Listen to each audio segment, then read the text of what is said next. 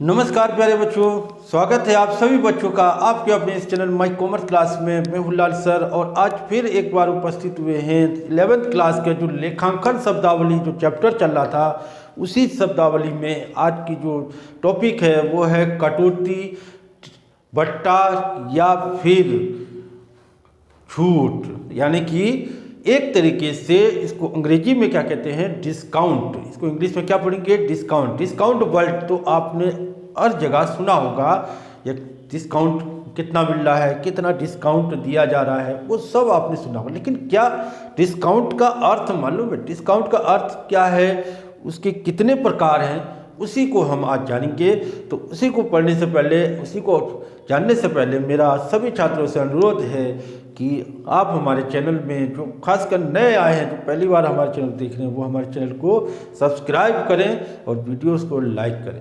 क्योंकि अकाउंटेंसी में जितने भी चैप्टर वाइज हैं, जितने भी आपकी समस्याएं हैं जो चैप्टर, वो सारी समस्याओं का समाधान आपको हमारे चैनल में मिलेगा, ताकि आपको topic by topic, chapter by chapter clear हो सके। तो आगे बढ़ते हैं। तो हमारा आज का जो टॉपिक है वो डिस्काउंट, कटौती, बट्टा।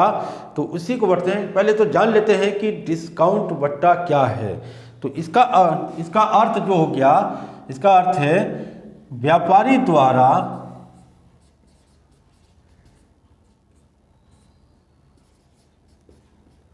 जब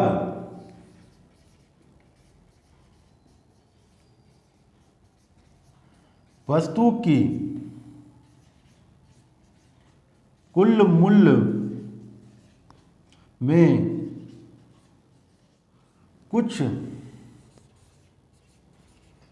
मूल्य छोड़ दे या मूल्य में कुछ रियायत दे, तो वो क्या है, वह छूट है। यानी कि छूट, बट्टा या कटौती। ठीक है। तो बच्चों यहाँ पर क्या हो गया आपका, जब कोई व्यापारी द्वारा, किसी व्यापारी द्वारा जब किसी वस्तु को जो बेचता है, किसी वस्तु को जो बेच रहा है, तो उस वस्तु की जो कीमत है, कीमत यानी कि क्या, जैसे किसी वस्तु की जो कीमत है,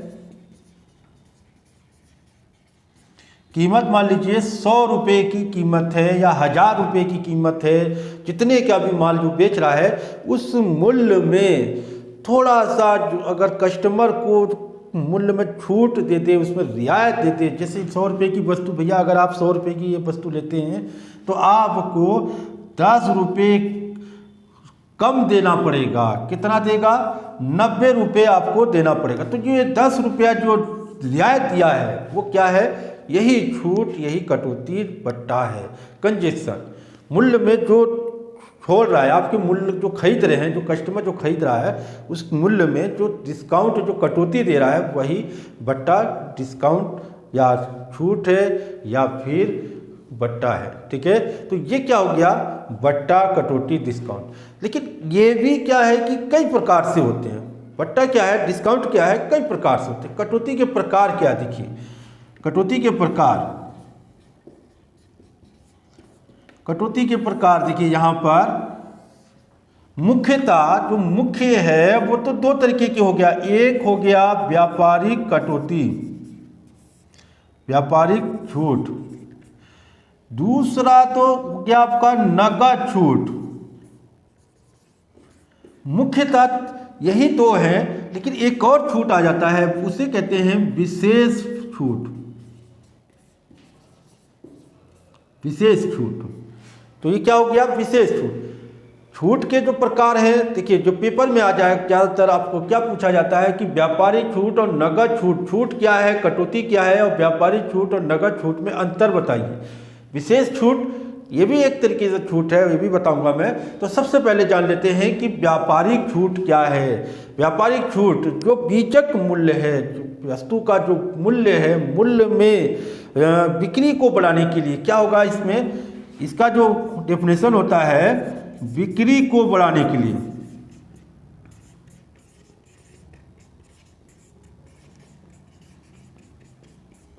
बिक्री को बढ़ावा देने के लिए या 2 के साथ 1 फ्री है, या आप इतने का माल लेंगे तो इतने रुपए का डिस्काउंट मिलेगा, इतना आपको छूट मिलेगा। तो ये क्या है, बिक्री बढ़ाने के लिए। जितना ज़्यादा सेल हो उतने ज़्यादा सेल कंपनी के लिए, फर्म के लिए लाभदायक है, क्योंकि सेल ही उसके लिए इम्पोर्टेंट है। अगर माल नहीं बिकेगा, नहीं सेल होगा, तो फिर मुनाफा भी नहीं होगा।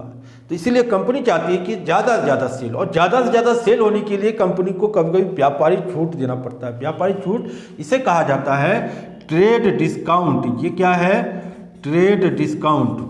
ट्रेड डिस्काउंट क्या हो गया, ट्रेड डिस्काउंट। तो बिक्री बढ़ाने के लिए जो छूट दिया जाता है उसे व्यापारिक छूट कहते हैं, ट्रेड डिस्काउंट कहते हैं। और ये क्या है आपका, कैश डिस्काउंट।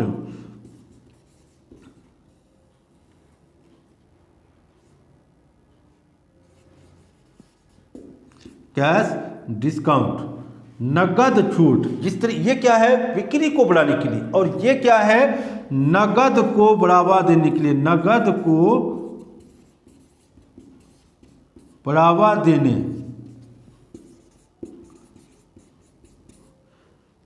हर व्यापारी चाहता है कि नगद ज़्यादा से ज़्यादा हो।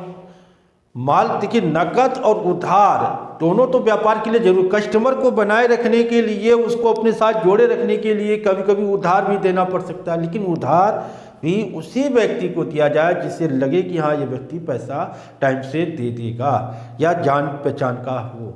क्योंकि कभी कभी व्यापारी का जो उधार है, अगर कस्टमर भाग जाए या कस्टमर वो पैसा देने में असमर्थ हो जाए या नहीं दे पाता है, तो उसके लिए वो नुकसान का काम करे। इसलिए व्यापारी उधार से बचना चाहता है। इसीलिए वो क्या करता है कि नगद छूट पर देना शुरू करता है। तो कहता है कि भैया अगर आप नगद देते हैं तो इतना छूट, अगर आप 10 दिन में इतना नगद, 10 दिन में अगर नगद दे देते हैं तो भैया आपको इतना छूट मिलेगा। आप 15 दिन में, 20 दिन में नगद देते हैं तो आपको इतना छूट मिले।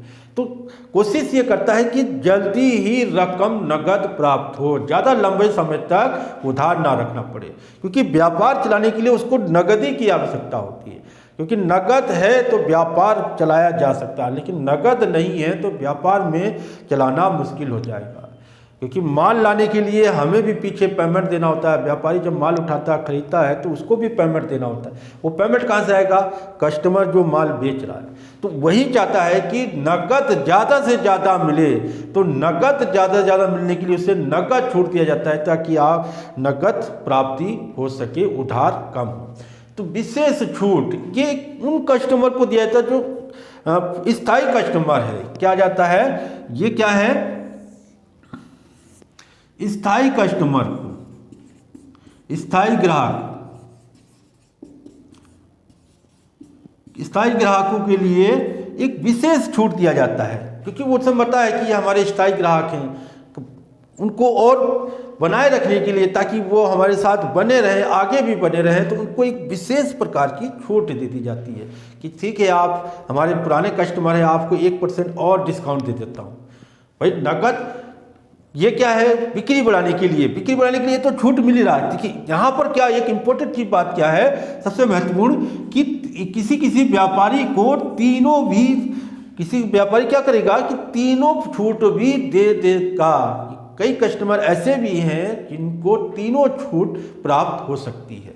जैसे स्थायी कस्टमर है, जो परमानेंट कस्टमर, कंपनी तो ये दे ही रही है, बिक्री को बढ़ाने के लिए जो व्यापारी छूट दे रही है वो तो आपका देना ही मिलना है। लेकिन नगद छूट, व्यापारी जो कस्टमर, जो स्थायी कस्टमर नगद दे देता है तो उसको नगद छूट तो मिलेगा ही मिलेगा। लेकिन और एक स्पेशल और 1%, मान लीजिए इसमें क्या हो गया भाई, 100 रुपये का, मान लीजिए 1000 रुपये का माल, इसको हमने कहा कि आपको 10% इतना 1000 रुपये के माल खरीदने पर आपको 900 रुपये भुगतान है, 100 रुपये का आपको छूट मिलेगा।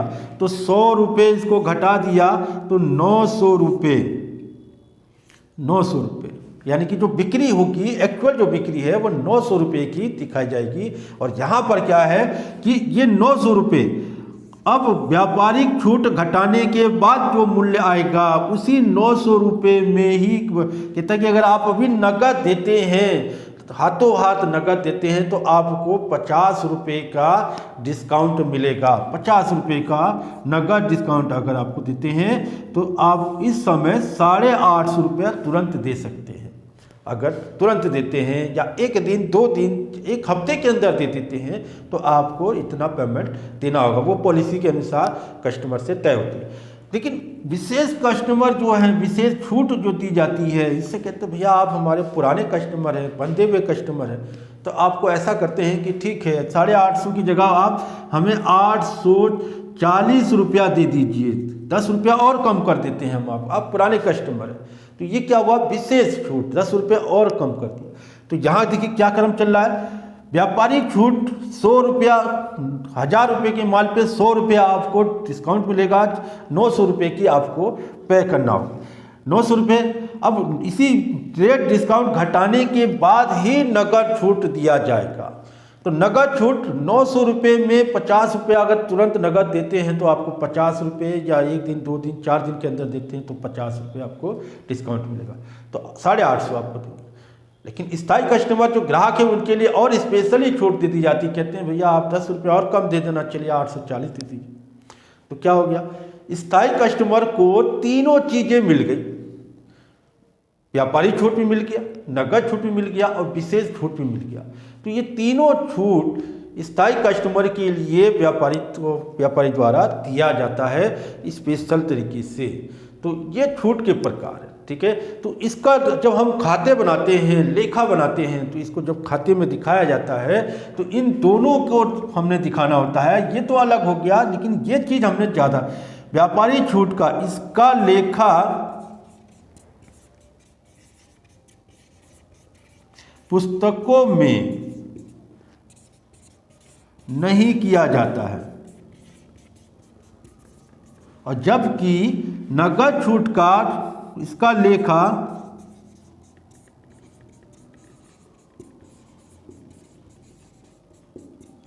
पुस्तकों में किया जाता है।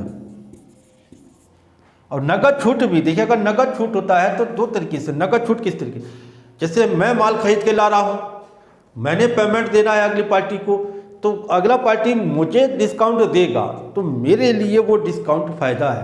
तो वहाँ क्या हो जाता है, इसके भी 2 प्रकार हो जाते हैं। कौन कौन से, एक होता है डिस्काउंट रिसीव और एक होता है डिस्काउंट अलाउ। जैसे डिस्काउंट अलाउ, डिस्काउंट रिसीव जब मैं पेमेंट दे रहा हूँ, मैं जो माल खरीद के ला रहा हूँ उसमें जो पैसा मुझे डिस्काउंट मिल रहा है वो मेरे लिए डिस्काउंट रिसीव है, और डिस्काउंट रिसीव फ़ायदा है, उसे क्रेडिट किया जाता है। और डिस्काउंट अलाउ, जब मैं कस्टमर को माल बेच रहा हूँ, कस्टमर को माल जो बेचा जा रहा है उस पर के जो डिस्काउंट दिया जाए उसे कहा जाता है डिस्काउंट अलाउ, यानी कि मेरे द्वारा कस्टमर को डिस्काउंट दिया गया। तो कस्टमर जितना डिस्काउंट दिया गया उतना पैसा कम दे रहा है, तो वो क्या है, फर्म के लिए हानि है, कस्टमर के लिए फायदा है। तो यहाँ डिस्काउंट नगद में क्या, डिस्काउंट रिसीव भी होता है और डिस्काउंट अलाउ तरीके से दिया जाता है। और ये जहाँ जहाँ होगा तो नगद रोकड़ के साथ डिस्काउंट दोनों एक साथ दिखाते हैं। अगर डिस्काउंट डेबिट है तो कैश डेबिट हुआ तो डिस्काउंट भी डेबिट, और कैश क्रेडिट हुआ तो डिस्काउंट भी क्रेडिट होगा। तो इससे रिलेटेड इसके जो वीडियो है हमारे चैनल पे आपको मिल जाएंगे, उससे आप इसको देखकर समझ सकते हैं। तो आज के लिए इतना ही है। डिस्काउंट किस तरीके से हुआ, डिस्काउंट जो मूल्य में जो रियायत दी जाएगी उसे डिस्काउंट कहते हैं, और डिस्काउंट कटौती 3 तरीके की हो गया, व्यापारी छूट, नगद छूट। पेपरों में ज़्यादातर आपको मैं फिर बता दूं कि इन्हीं 2 छूटों के बारे में आपसे पूछा जाता है कि नगद छूट और व्यापारी छूट में अंतर क्या है। अंतर क्या हो गया, इसको छूट बिक्री बढ़ाने के लिए दिया जाता है और इसका नगद को बढ़ावा देने के लिए, और इसका पुस्तकों में लेखा नहीं किया जाता और इसका पुस्तकों में लेखा किया जाता है। इसका बीजक मूल्य में घटाकर मूल्य दिखाया जाता है और इसका बीजक मूल्य में व्यापारी छूट घटाने के बाद इसको छूट निकाला जाता है। तो ये हो गया अंतर, ठीक है बच्चों। तो पेपर में आ जाए तो आप इसको कर सकते हैं। तो मुझे उम्मीद है आपको पेपर में अगर आ जाए तो आप आसानी से इसको कर लेंगे। तो इसी तरीके की और जानकारी के लिए और टॉपिक को लेकर हम फिर भी अगले वीडियो में उपस्थित होंगे। तब तक के लिए सभी छात्रों को, सभी बच्चों को मेरा प्यार भरा नमस्कार, धन्यवाद, थैंक यू।